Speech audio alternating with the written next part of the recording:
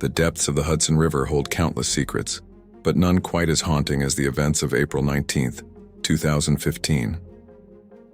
Have you ever wondered how a single decision, made in the blink of an eye, could unravel the very fabric of someone's existence?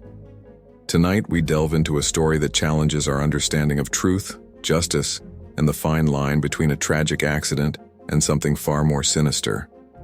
A seemingly perfect spring evening along the Hudson Valley, where the majestic waters have long beckoned adventure seekers and nature enthusiasts. For Angelica, Graswald, and Vincent Viafore, the river was more than just a recreational escape. It was their sanctuary, a place where their love bloomed amidst the rushing waters and scenic landscapes. But nature's beauty often masks its lethal potential. As experienced kayakers, they had navigated these waters countless times before. Their destination that evening was their favorite spot, a mysterious island crowned with a Scottish-inspired castle, its stone walls holding centuries of stories. The forecast had warned of dangerous conditions, rising winds and treacherous currents, yet something pushed them forward. Perhaps it was their confidence, or maybe something else entirely. The day began like any other adventure in their shared passion for kayaking. Angelica, a 35-year-old woman with a complex past, and Vincent, her partner of years, packed their gear with the expertise of seasoned outdoor enthusiasts. But there was one crucial detail that would later haunt investigators. Vincent's life jacket was mysteriously absent. As dusk approached, the Hudson's waters transformed from inviting to intimidating. The wind picked up, churning the river into a frenzy of whitecaps and swells. The couple faced a critical decision: brave the treacherous journey back or risk an unprepared night on the island. They chose to paddle home, a decision that would set in motion a chain of events that continues to perplex investigators and true crime enthusiasts alike. What happened next would be recounted countless times in police interviews, courtrooms, and late-night conversations among detectives. Vincent's kayak began taking on water, and the icy Hudson showed no mercy as he struggled to stay afloat. Angelica's frantic 911 call painted a picture of desperation. Or did it? The dispatcher's difficulty in locating them added crucial minutes to the rescue effort. Minutes that Vincent didn't have as the frigid waters claimed him. But this is more than just a story about a kayaking accident. As investigators would soon discover, beneath the surface of this seemingly straightforward tragedy lay a web of complexity that would challenge everything they thought they knew about truth, justice, and human nature. The emergency call that Angelica made that evening would later become a piece of evidence that raised more questions than it answered. As we unravel this story, you'll find yourself questioning every detail, every statement, and every action. Was this truly a tragic accident, or was there something more calculated at play? The truth, as they say, is often stranger than fiction, and in Angelica's case, it's more complex than anyone could have imagined. Here's my enhanced continuation of the narrative. Behind every tragedy lies a complex web of relationships, ambitions, and circumstances that slowly weave together until they reach their breaking point. Angelica Graswald's story exemplifies this dark truth. Born as Angelica Lipska in Latvia, she carried dreams as vast as the ocean that separated her from America. Photography wasn't just a hobby for her. It was her passport to a better life, a tangible representation of the beauty she hoped to capture in her new world. After 2 failed marriages and years of struggling to find her footing, fate seemed to finally smile upon her.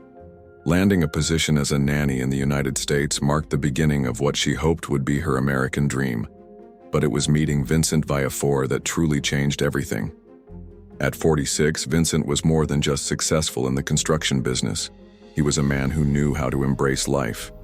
His home in Poughkeepsie, New York, regularly echoed with laughter from the countless gatherings he hosted, a testament to his generous spirit and magnetic personality.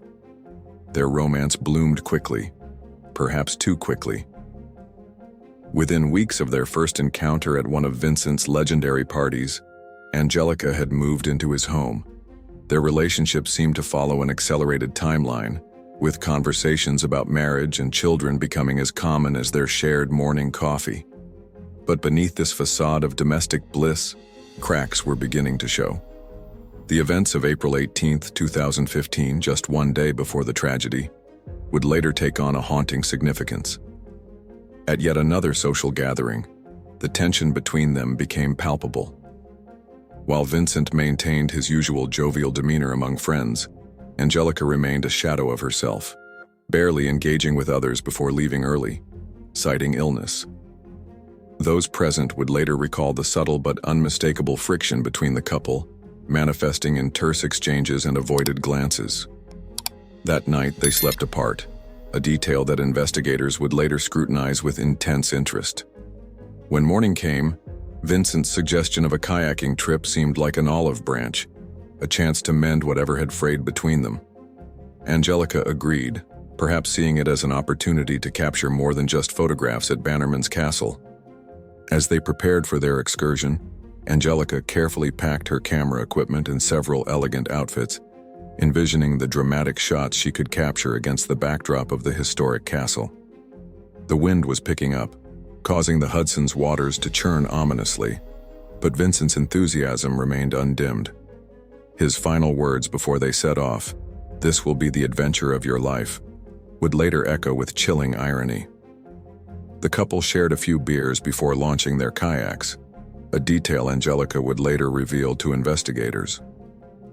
While they were conscious of maintaining their clarity for the return journey, this small decision would become another piece in the complex puzzle that investigators would later attempt to solve. The outward journey to the castle was deceptively smooth, giving no indication of the chaos that would unfold on their return trip. But as any experienced river navigator knows, conditions can change dramatically in the span of a few hours. By the time they decided to head back, the Hudson had transformed into a different beast entirely. The waves that had merely threatened during their departure had now become massive swells, and the wind cut through their clothing with icy precision. Yet they pressed on, a decision that would set in motion events that would captivate true crime enthusiasts and investigators alike for years to come. The Hudson River's dark waters concealed not only Vincent's fate that evening, but also what would become one of the most perplexing elements of this case. As Vincent's kayak began taking on water, his desperate shouts pierced through the roar of wind and waves. Angelica would later recount to investigators how she watched helplessly as his vessel began to sink, the ruthless current preventing any attempt at rescue as it forced her toward the shoreline. The search operation that ensued painted a picture of desperate urgency against nature's indifference. Through the night and into the following day, rescue teams battled against the Hudson's murky depths. Divers braved the treacherous waters while sonar-equipped vessels fought through dense fog and turbulent conditions. Above, rescue helicopters traced patterns across the darkening sky, their searchlights cutting through the gloom in an increasingly futile effort. But it was what happened next that would transform this tragic accident into something far more sinister.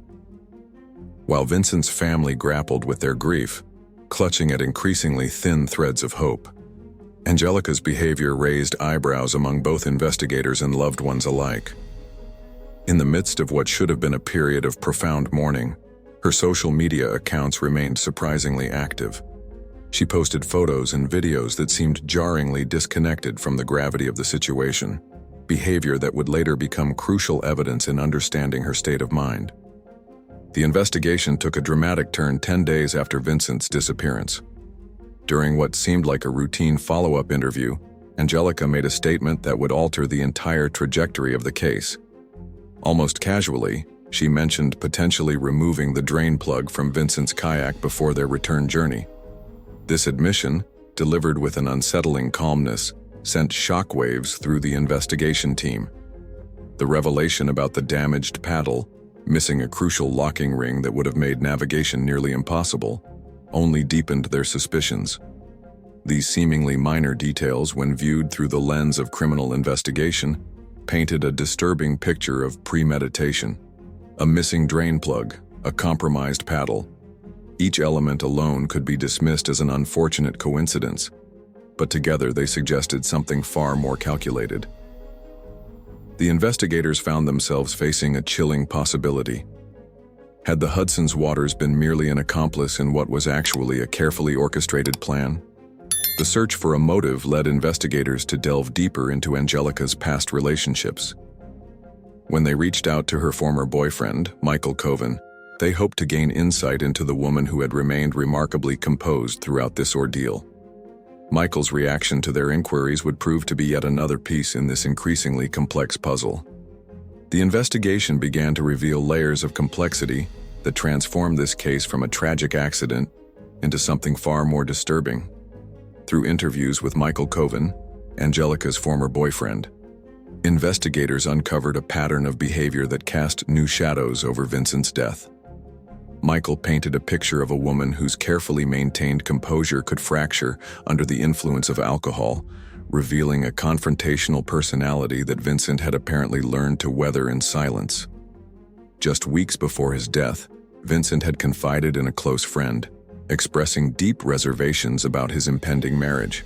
His description of Angelica as manipulative and aggressive, particularly during moments when she lost emotional control, would later become crucial testimony. These revelations aligned disturbingly well with the seemingly calculated nature of the events on the Hudson. During lengthy police interviews, Angelica's responses raised more red flags than they quelled. Her statements about their relationship troubles remained deliberately vague, cloaked in ambiguous language that seasoned detectives recognized as potential attempts at misdirection. But it was the discovery of a financial motive that transformed speculation into serious suspicion. Investigators uncovered that Angelica stood to gain approximately $500,000 from Vincent's life insurance policy. For an unemployed woman seeking financial stability, this sum represented more than just money. It offered the promise of a fresh start, a way to reshape her future entirely. This revelation cast her previous behavior, the surprisingly upbeat social media posts, her unusual composure, in an entirely new light. The prosecution moved swiftly, charging Angelica with second-degree criminal wrongdoing. Given her foreign nationality and limited ties to the community, the court set bail at an astronomical $9 million, effectively ensuring she would remain in custody throughout the proceedings. The justice system had transformed her from a grieving fiancé to a prime suspect. Her defense team mounted a vigorous counter-narrative, challenging the legitimacy of statements made during her 11-hour interrogation. They emphasized a crucial point. Vincent's body remained unrecovered, making forensic confirmation of foul play impossible. In a bold move to support their position, they conducted an experiment on the Hudson River, using a kayak identical to Vincent's and a person of similar build. The results proved compelling. Even under calm conditions, the vessel sat precariously low in the water, suggesting that rough waves alone could have caused the tragedy. The defense also highlighted Vincent's blood alcohol level, introducing another element of uncertainty into the prosecution's carefully constructed case. This detail would force investigators to confront a challenging question. Had they constructed a narrative of murder around what was ultimately a tragic confluence of poor decisions and unfortunate circumstances? The investigation now centered on a seemingly insignificant detail, a drain plug no larger than a fingertip. The prosecution's theory that this tiny opening could lead to such catastrophic consequences faced mounting skepticism, particularly given its location on the kayak's upper surface. This positioning made it scientifically improbable that enough water could enter to cause a fatal capsizing. The defense team orchestrated a meticulous recreation of the events, adhering to exacting standards of scientific inquiry. They procured an identical kayak model and enlisted a participant matching Vincent's physical specifications. Under conditions carefully calibrated to mirror that fateful April day, they conducted a series of tests that would challenge the prosecution's fundamental assertions. The results proved revelatory. Even with the drain plug completely removed, the kayak demonstrated remarkable stability. Water ingress occurred at such a negligible rate that the vessel maintained its buoyancy over distances far exceeding the final mile Vincent needed to traverse. This evidence struck a significant blow to the prosecution's theory of premeditated sabotage. When their drain plug theory began to unravel, prosecutors pivoted to focus on the paddle's compromised locking ring. However, this alternative theory encountered similar empirical challenges. Defense demonstrations effectively proved that the absence of this component had minimal impact on the paddle's operational integrity and maneuverability. Yet the prosecution clung to what they considered their strongest evidence: Angelica's own words. During her lengthy interrogation, she had acknowledged interaction with both the plug and paddle, statements that became the cornerstone of their case. To the investigators, these admissions transformed seemingly innocuous actions into components of a calculated plan. The defense mounted a sophisticated counter-argument, bringing forth an expert in false confessions who meticulously analyzed the 11-hour interrogation footage. Their findings painted a troubling picture of psychological manipulation. The expert identified classic pressure tactics: alternating intimidating and sympathetic interrogators, strategic use of leading questions, and exploitation of emotional vulnerability. The questioning techniques, analyzed through the lens of forensic psychology, revealed a textbook example of how psychological pressure can potentially lead to unreliable statements. The detectives had employed a carefully orchestrated strategy, denying Angelica adequate time for emotional processing, while systematically breaking down her psychological defenses. The interrogation of Angelica revealed the complex psychological dynamics that often emerge in high-stakes criminal investigations. As hours stretched into what seemed like endless questioning, the subtle interplay between investigators and suspects began to take on a darker dimension. The defense's interrogation expert would later identify this marathon session as a textbook example of psychological manipulation in pursuit of a confession. One critical moment centered on Angelica's comment about being free from the relationship. The prosecution seized upon this statement as evidence of premeditation, but context would suggest a different interpretation. According to the defense expert, this was merely an expression of the universal human experience of questioning one's relationships, not an admission of homicidal intent. Notably, Angelica never explicitly mentioned crime or death in these conversations, a fact that would later prove significant. The matter of the faulty drain plug took on new complexity when historical context emerged. Evidence suggested that Vincent's kayak had experienced ongoing issues with the plug for months before the incident.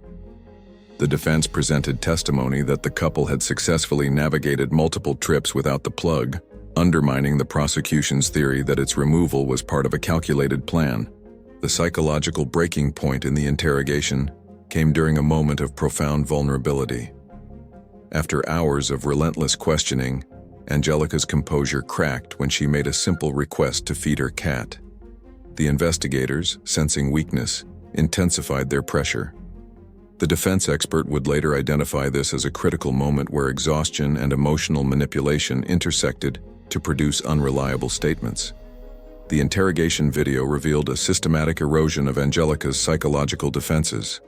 The detectives employed a sophisticated strategy of circular questioning, repeatedly returning to the drain plug issue until Angelica's recollection became increasingly confused and malleable. Her responses, growing more inconsistent with each passing hour, reflected not guilt, but rather the cognitive impact of prolonged psychological pressure. The expert analysis of the interrogation footage painted a disturbing picture of investigative overreach. Angelica's apparent confusion and emotional exhaustion aligned perfectly with established patterns of false confessions under duress. Her inconsistent statements, rather than indicating deception, displayed classic signs of cognitive fatigue and psychological manipulation. The discovery of Vincent's body on May 23, 2015, near Bannerman's Island, marked a pivotal moment in the investigation. After nearly a month of uncertainty, the recovery provided crucial forensic evidence that would influence the case's direction. The autopsy findings painted a nuanced picture.